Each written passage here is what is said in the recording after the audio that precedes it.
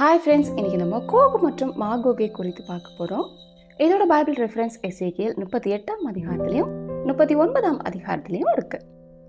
கர்த்தர் எசேக்கியேல் தீர்க்கதரிசி கிட்ட கடைசி காலங்களில் நடக்க போகிற ஒரு மிகப்பெரிய யுத்தத்தை குறித்த தீர்க்க தரிசனத்தை அவருக்கு வெளிப்படுத்துகிறார். மாகோகு அப்படிங்கிற தேசத்தோட அதிபதி பெயர் கோகு. இந்த கோகு மேசேக் தூபால் ஜாதிகளோட தலைவன். அவனோட சர்வாயுதம் தரித்த திரளான சேனைகளோட இஸ்ரவேல் தேசத்துக்கு விரோதமா யுத்தம் பண்ண புறப்படுவான்.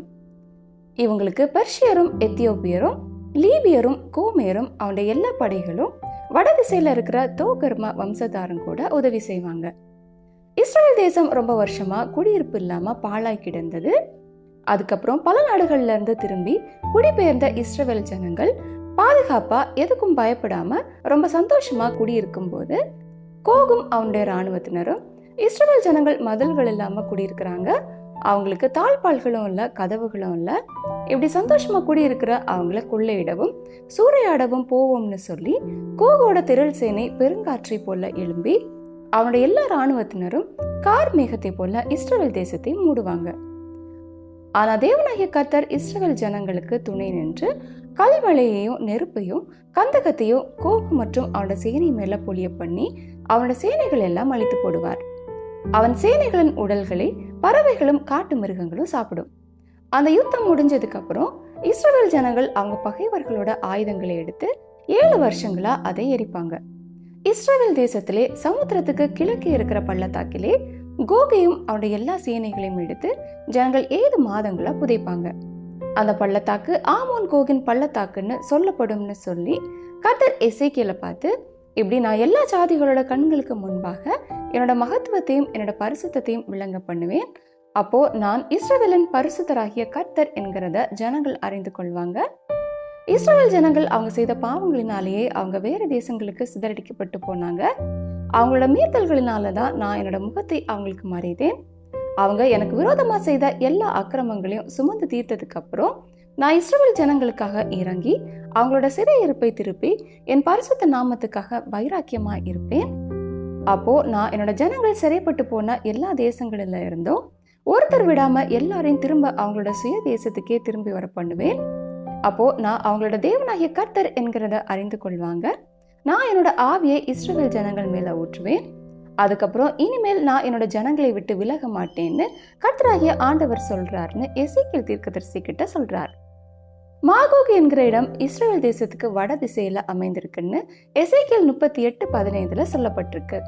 இஸ்ரவேல் தேசத்துக்கு நேரா வடக்கே ரஷ்யா இருக்கிறதால நிறைய வேத அறிஞர்கள் மாகோகு தேசத்தை ரஷ்யா தேசத்துக்கு ஒப்புமைப்படுத்துறாங்க.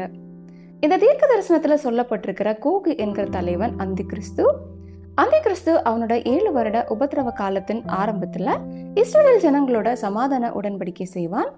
இஸ்ரவேல் ஜனங்களும் அவனை மேசியான்னு நம்பி ஏமாந்து அவங்க சமாதானமா அவங்களோட தேசத்துல குடியிருக்கும் போது அவன் செய்த அந்த உடன்படிக்கையை முறித்து போட்டு அவங்கள நிறைய சித்திரவதை செய்வான். அவனும் அவனோட சேனைகளும் இஸ்ரவேல் ஜனங்களுக்கு விரோதமா யுத்தத்துக்கு வர்றது வெளிப்படுத்துதல் 19ஆம் அதிகாரத்துல சொல்லப்பட்டிருக்கிற அர்மேகதோன் யுத்தத்தை குறிக்குது. கர்த்தர் இந்த யுத்தத்தை குறித்து யோவேல், ஆமோஸ், செப்பனியா, சகரியா போன்ற பல தீர்க்கதரிசிகளால முன்னறிவித்திருக்கிறார்.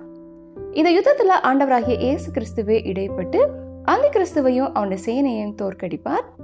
எசேக்கியேல் 39:4 மற்றும் வெளிப்படுத்துதல் 19:21 சொல்லப்பட்டது மாதிரியே ஆகாயத்து பறவைகளும் மிருகங்களும் அந்தி கிறிஸ்துவின் சேனைகளின் இறந்த சடலங்களை சாப்பிடும். அப்போ கர்த்தர் எல்லா யூதர்களையும் அவங்களுடைய சுய தேசத்திலே கூட்டி சேர்த்து அவருடைய ஆவியை அவங்க எல்லார் மேலேயும் ஊற்றுவார். இதுக்கப்புறம் கர்த்தருடைய 1000 வருட அரசாட்சி நடைபெறும். இந்த 1000 வருஷம் முடிகிறது வரைக்கும் பிசாசானவன் ஜனங்களை மோசம் போக்காதபடி பாதாளத்திலே தள்ளப்பட்டு கட்டப்பட்டிருப்பான். இந்த 1000 வருஷம் முடிஞ்ச உடனே கொஞ்ச காலம் சாத்தான் அவனுடைய காவல்ல இருந்து விடுதலையாகி திரும்பவும் நிறைய ஜனங்களை மோசம் போக்குவான். அப்போ கோகு மாகோகு என்கிற இதே பெயர்ல இருக்கிற இன்னொரு யுத்தம் நடைபெறும். இதை குறித்து வெளிப்படுத்துதல் 20ஆம் அதிகாரத்துல 7 முதல் 9 வரைக்குமான வசனங்களில் அந்த 1000 வருஷம் முடியும் போது சாத்தான் அவனோட காவலிலிருந்து விடுதலையாகி பூமி 4 திசைகளிலும் உள்ள ஜாதிகளாகிய கோகையும் மாகோகையும் மோசம் போக்கும் படிக்கும் அவர்களை யுத்தத்திற்கு கூட்டிக் கொள்ளும் படிக்கும் புறப்படுவான். அவர்களுடைய தொகை கடற்கரை மணலத்தனையா இருக்கும். அவர்கள் பூமி எங்கும் பரம்பி பரிசுத்தவான்களுடைய பாளையத்தையும் பிரியமான நகரத்தையும் வளைந்து கொண்டார்கள். அப்பொழுது தேவனால் வானத்திலிருந்து அக்கினி இறங்கி அவர்களை பட்சித்து போட்டதுன்னு சொல்லப்பட்டிருக்கு. எசேக்கியேல் 38, 39 அதிகாரங்கள்ல சொல்லப்பட்டிருக்கிற கோகு மாகோகு யுத்தம் அந்தி கிறிஸ்துவின் உபதிரவ காலத்தின் முடிவுல நடைபெறுகிற யுத்தம். வெளிப்படுத்துதல் 20 அதிகாரத்துல சொல்லப்பட்டிருக்கிற கோகு மாகோகு யுத்தம் 1000 வருட அரசாட்சியின் முடிவுல நடைபெறுகிற யுத்தம்.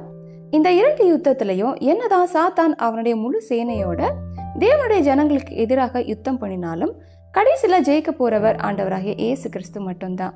ஓகே ஃப்ரெண்ட்ஸ், மீண்டும் அடுத்த பைபிள் ஸ்டோரியில் சந்திக்கலாம். Bye friends.